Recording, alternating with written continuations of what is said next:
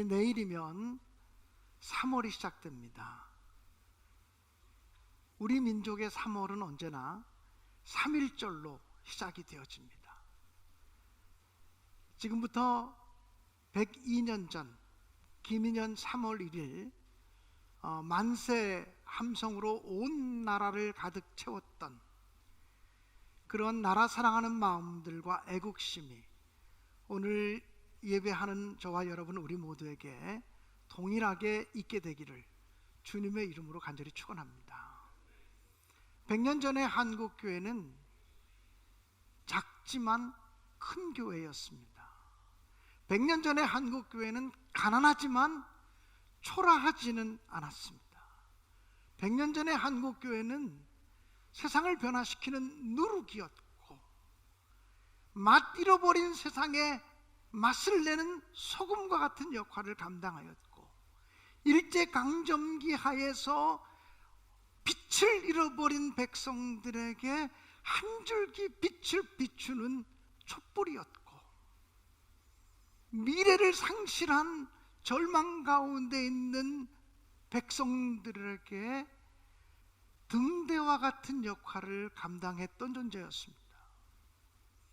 당시 100년 전에 우리 조선민족은 1600만이었고 1600만 명 중에서 기독교인은 20만 명, 1.5% 정도였습니다. 그런데 1.5%밖에 되지 않는 기독교인들이 세상을 변화시키는 영향력을 행사했고 3.1 운동의 주도적인 역할을 감당했습니다.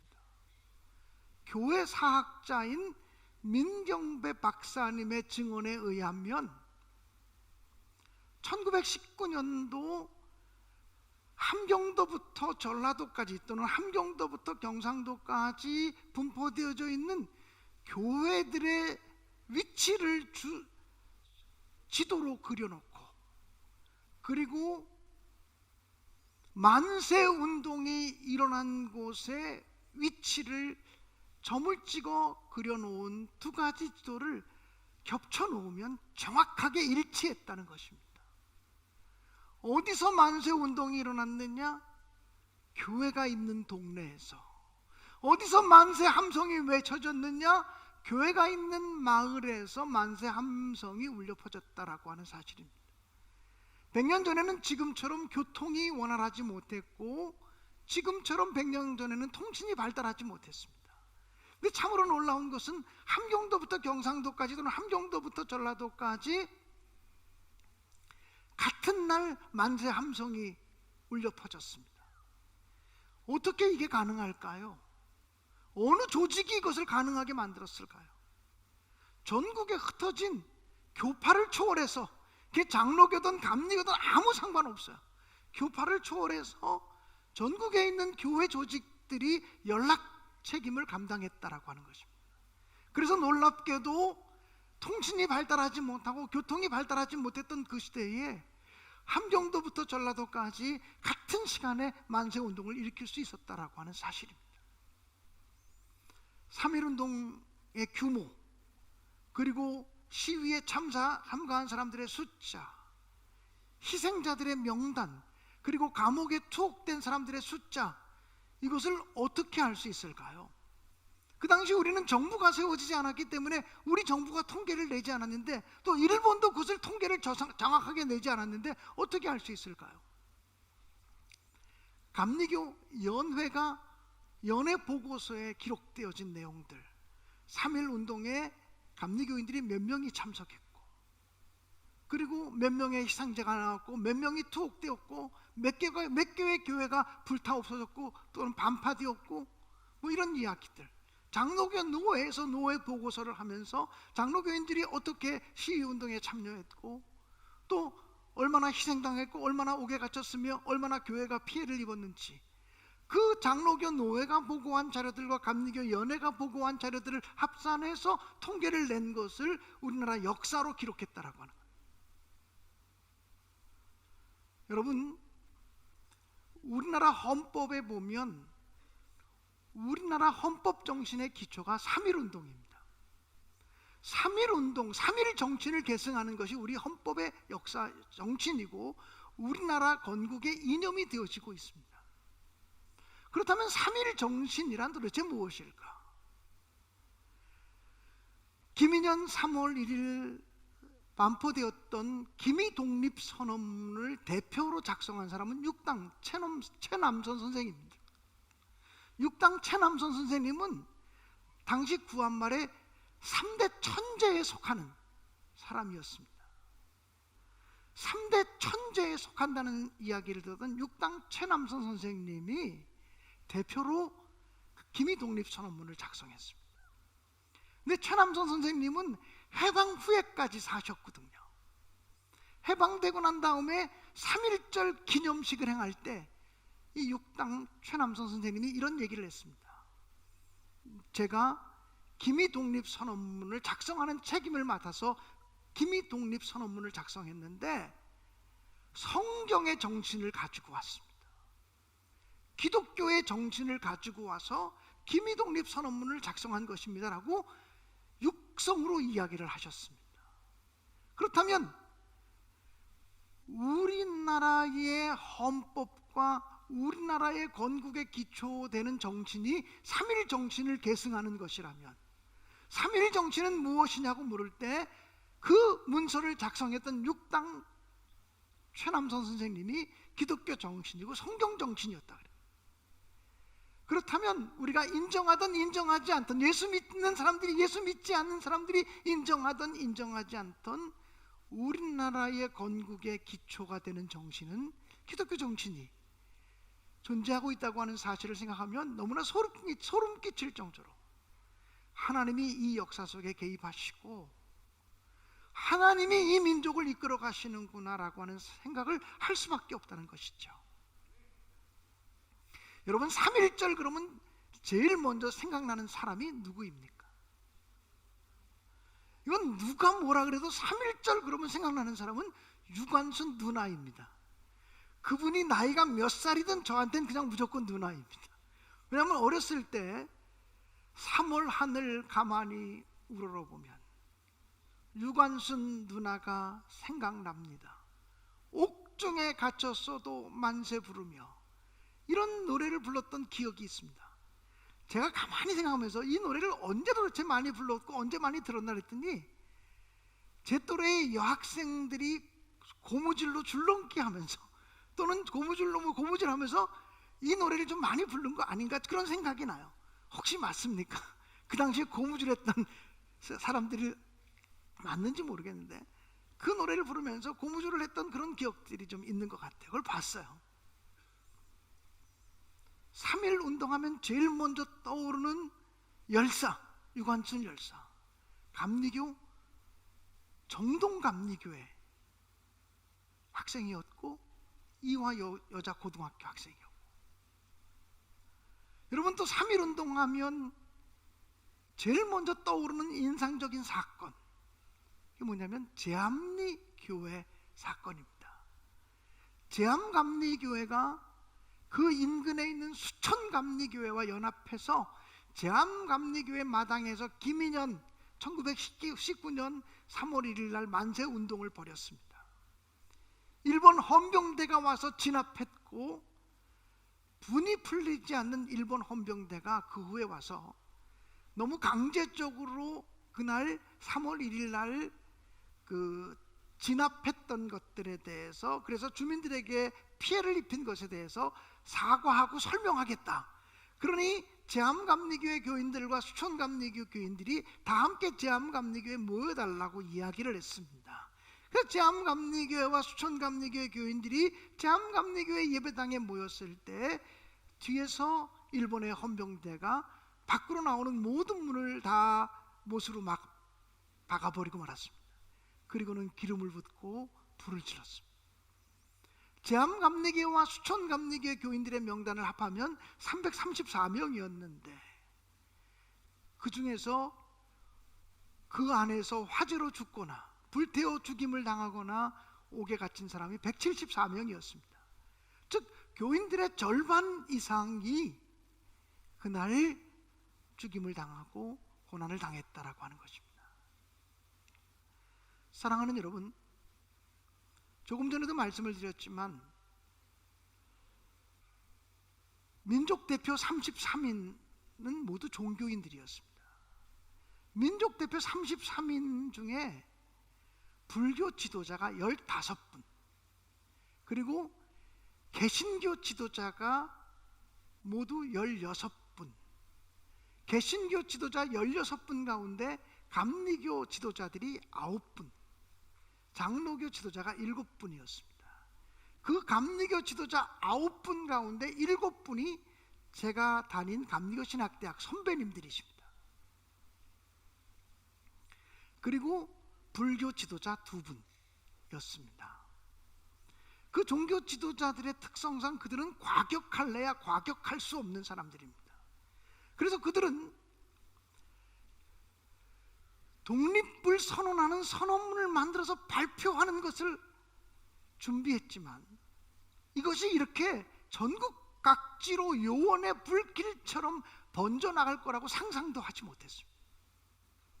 그들은 어떤 계획을 세웠냐면 민족 대표 33인이 종로 2가에 있는 태화관에 모여서 함께 모여 있다가 파고다 공원으로 이동하기로 했습니다. 그리고 민족 대표가 파고다 공원에 도착하면 상동교회, 정동교회 청년들이 그 품에 기미독립선언문을 품고 있다가 민족 대표가 도착하는 순간 그 파고다 공원에 모여 있는 사람들에게 그 독립선언서를 막 나눠주기로 했습니다. 그러고 나면 민족 대표 중에 대표인 육당 최남선 선생께서 그것을 낭독하려고 하는 계획이었습니다. 그런데 어떻게 된 일인지 모르지만 그 민족 대표 33인이 겁을 느꼈는지 그들 마음속에 그들이 이렇게 결단을 했습니다. 우리가 파고다 공원까지 나가서 읽으면 너무 과격하고 시위가 커질 수 있으니까 우리가 이 태화관에서 직접 읽자. 그리고는 그곳에서 독립선언문을 읽고 일본 헌병대에 전화해서 우리가 독립선언을 했으니 우리를 잡아가라, 이렇게 연락을 했습니다. 그런데 작전 계획은 그렇지 않았거든요. 작전 계획은 그 33인이 파고다 공원으로 옮겨갔을 때 청년들이 기미독립선언문을 인쇄한 것을, 또 태극기를 몰래 인쇄한 것을 나눠주기로 했던 거거든요. 파고다 공원에서 청년들이 아무리 기다려도 도착하기로 한 시간이 지났음에도 불구하고 민족 대표들이 오지 않는 겁니다. 그래서 상동감리교회 정재용이라고 하는 청년이 품에서 기미독립선언문을 꺼내서 낭독을 했습니다. 파고다 공원에서. 원래는 육담 최남선 선생님이 낭독하기로 했었는데 오질 않으니까 정재용이라는 상동감리교회 청년이 낭독을 했습니다. 그리고 그 옆에 있던 동대문 감리교회 김상옥이라고 하는 청년, 제가 지금은 청년이라고 말하지만 나이는 다 30대 중반입니다. 김상옥이라고 하는 청년이 대한독립 만세를 외쳤습니다. 그리고 그 함성소리와 함께 파고다 공원에 있는 모든 사람들이 대한독립 만세를 외치면서 숨기고 있던 태극기를 꺼내서 흔들기 시작했습니다. 이것이 바로 기미독립선언의 기민년 3월 1일에 있었던 3.1 운동의 역사입니다. 여러분, 이 이야기를 들으면 어떤 생각이 드십니까? 민족 대표 33인도 이것이 그렇게 큰 운동으로 요원의 불길처럼 번져갈 거라고 상상도 못했고, 일본도 그랬습니다. 일본은 1910년 한일 합병을 하고, 그리고 1911년 백오인 사건이 일어났을 때 민족운동을 하겠다는 사람들을 다 붙잡아다가 처단했어요. 지도자들을 다 처단했기 때문에 그때로부터 10년 동안 10년 가까이 일본에 대해서 항거하거나 프로테스트하는 사람이 한 사람도 없었습니다. 그렇기 때문에 일본은 이제 이 조선은 완전히 장악했다, 더 이상 독립운동을 할래야 할 수 없을 만큼 지도자들을 다 가두었다라고 생각을 했습니다. 그런데 1.5%밖에 되지 않는 기독교인들이 일어난 거예요. 그들이 세상에 영향을 끼친 거예요. 여러분, 그 당시 기독교는 우리 조선 땅에 들어온 지 불과 30년밖에 되지 않는 신생 종교입니다.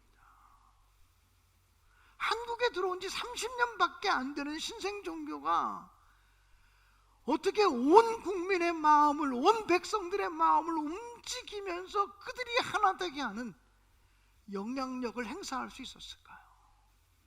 적어도 그렇게 할 수 있었던 데는 두 가지 이유가 있다고 생각을 해요. 첫째는 적어도 지금부터 100년 전에 믿음을 가졌던 우리 개신교인들, 그들이 장로교인이든 감리교인이든 그 전에 그 외에 다른 종파는 그때는 없었어요. 장로교, 감리교 두 개의 종파밖에 없었으니까 장로교든 감리교든 똑같아요. 그 당시는 예수 믿는 사람이 되었다는 것은 나라를 사랑하는 사람이 된다는 의미였어요. 믿음이 투철하다는 것은 나라를 위해서 목숨도 버릴 수 있는 사람이 된다는 것을 의미했다는 것입니다. 그렇기 때문에 불과 1.5%밖에 되지 않는 작은 숫자였지만 그들은 나라를 위해서, 이 민족을 위해서 목숨을 버릴 수 있는 준비가 되어진 신앙인들이었다라고 하는 사실입니다. 두 번째, 1.5%밖에 되지 않는 그 적은 숫자가 온 국민의 마음을 움직일 수 있었던 비밀은 그 당시 신앙인들은 오늘날 신앙생활하는 우리들만큼 성경을 몰랐어요. 우리들만큼 신학적인 지식도 없고 인문학적인 지식도 없었습니다. 그러나 그 당시 사람들은 자기가 믿던 바를 그대로 바로 실천하는 생활신앙인이었기 때문에 가능했다는 것입니다. 그래서 구한말에 들어왔던 기독교가 얼마나 큰 영향력과 파급력을 가졌냐면 성경에 도둑질하지 말라는 말씀을 읽고 그 전에 도둑질하는 사람들이 다 회개하고 자기가 도둑질한 것을 다 사람들이 자기를 잡아가지도 않았는데 스스로 입을 열어 회개하고 다 토해내고, 심지어는 중고등학생들, 청년들이 장난삼아 기차 무임승차했던 것들, 성경을 읽으면서 도둑질하는 것이 죄라고 하는 사실을 발견하고서 기차에 무임승차한 그 청년이 기차 역장에게 편지를 보내고 거기에 자기가 몇 차례 무임승차했던 경험이 있다고, 자기를 용서해달라고, 자기의 기차값을 보내드린다고, 그런 일들이 비일비재했다는 거예요. 음란하지 말라, 방탕하지 말라, 호색하지 말라 하는 말씀을 읽었던 당시의 평양의 기생들, 이런 사람들이 기생복을 벗어버리고 회개하고 기독교가 들어가는 곳마다 술집이 문을 닫고 기생들이 사라지고 이런 일들이 비일비재하게 나타났다는 거예요. 그리스도 안에서 우리 모두가 하나입니다 하는 말씀을 읽었던 강화도의 사람들은 그 말씀에 순종하기 위해서 노비문서를 불태워버리고, 노비들에게 내가 성경 말씀을 읽고 내가 예수 믿는 사람이 되었는데 예수님 안에서는 높은 사람도 없고 낮은 사람도 없고 모두가 평등하다 그러니 내가 이제 이 도를 믿기 시작했으니 너희들을 다 풀어주겠다. 그러면서 노비문서를 불태우고 그들을 해방시켜주는 그런 일들이 비일비재하게 나타났어.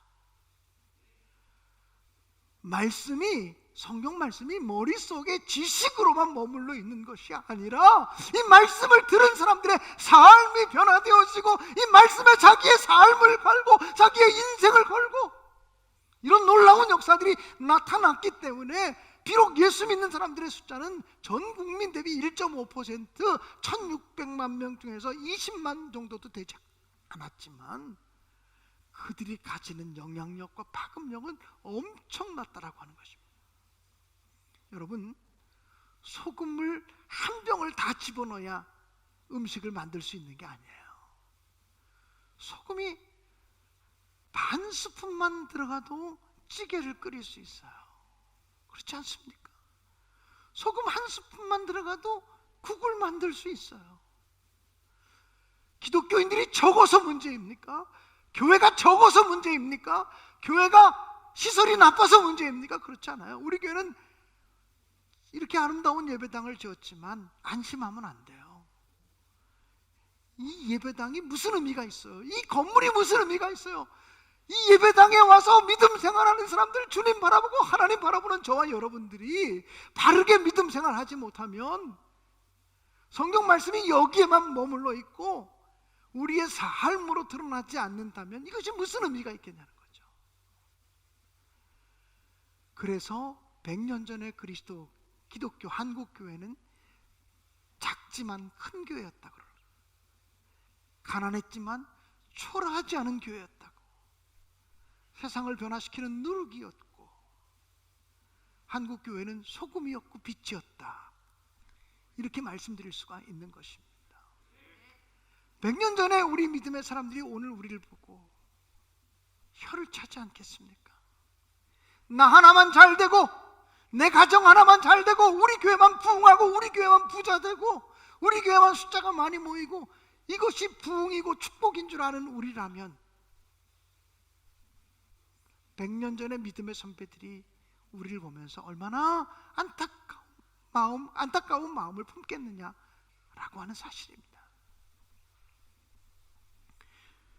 3월 1일 3.1절은 언제나 사순절 절기 속에 포함되어 있어요. 저는 이것도 매우 신비하다라고 하는 생각이 들어요. 사순절이 무엇입니까? 주님을 닮아가고 주님을 바라보고, 그리고 주님의 길을 걷겠다고 결단하는 절기가 사순절이거든요. 주님의 길이 뭐예요? 십자가의 길 아닙니까? 십자가의 길은 어떤 길이에요? 좁은 길, 좁은 문 아닙니까? 십자가의 정신은 낮아짐이고, 십자가의 정신은 자기 비움이고, 십자가의 정신은 자기 희생 아닙니까? 3.1운동의 정신이 뭐예요? 정확하게 십자가 정신과 일치하고 있는 것을 보면서 소스라치게 놀랍니다. 3.1운동의 정신이 낮아짐이요, 자기 비움이요, 희생입니다. 여러분, 기미독립선언문에 보면 일본 사람들을 배타적으로 대하지 말라, 그들을 미워하지 말라고 하는 기독교 정신이 숨겨져 있어요. 만세운동을 벌이면서도 우리에게 그렇게 악행을 일삼고 있는 일본에 대해서 배타적인 감정을 갖지 말라, 성경의 정신 아닙니까? 저는 어쩌면 그렇게 사순절의 정신과 3.1 정신이 일치하는가, 이것이 바로 우리나라의 헌법의 모체가 되고 우리나라가 정말 건국의 이념처럼 삼는 것이고 계승하기 원하는 3.1 정신이라면 우리 민족은 소망이 있다, 이런 생각이 드는 것입니다. 이 설교를 작성하는 가운데 계속해서 일주일 동안에 떠오른 찬송가가 있습니다.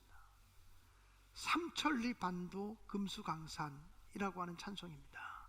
이 찬송가는 한서 남궁옥 선생님께서 지으신 찬송가입니다. 그런데 이 한서 남궁옥 선생님은 독립운동가이고 교육가이고 그리고 언론인이었고 종교인이었습니다.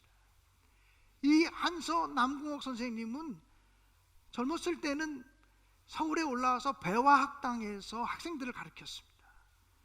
그때 배화학당에서 학생들을 가르칠 때 상동감리교회 청년회장을 지냈습니다. 1918년 건강이 약화되어서 고향인 홍천 모곡으로 들어가셨습니다. 우리 교회도 홍천 사람들이 있죠. 서면 사람이 있죠. 누가 서면 사람이었죠? 우리 그 박권사님. 서면 사람이 있는데 그 모곡에 들어가셨는데 이 한서 남궁옥 선생님이 그 모곡에 가셔서 모곡학교를 세우셨습니다. 그리고 모곡감리교회를 만드셨고 모곡감리교회에서 초대 전도사로 일을 하셨습니다. 나중에 남궁옥 장로님이 되셨죠.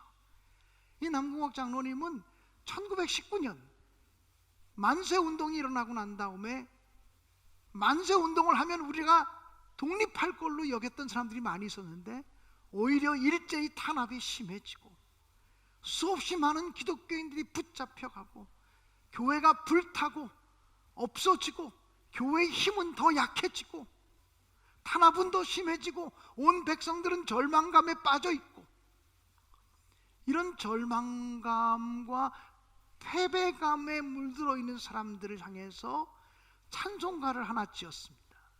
그게 바로 삼천리 반도 금수 강산 하나님 주신 동산이라는 찬송입니다. 모든 사람들이 낙심할 때 삼천리 반도를 금수강산이라고 희망을 노래합니다. 이 동산이 하나님 주신 동산이라고 고백합니다. 이 동산에 할 일 많아 사방의 일꾼을 부르네. 일하러 가세 낙심하고 절망하고 쓰러져 있지 말고 일하러 가세. 반도강산 위에 하나님 명령 받았으니 반도강산에 일하러 가세. 이 찬송가를 쓰면서 이 찬송을 통해서 신앙을 고취하고 국민 계몽운동을 펼쳤던 분이십니다. 오늘 이 시간 결단하는 마음으로 또 나라를 사랑하겠다는 고백을 가지고 찬송가 삼천리 반도 금수강산 이 찬양을 함께 부르도록 하겠습니다. 우리 3절 부르실 때 일어나도록 그렇게 하겠습니다.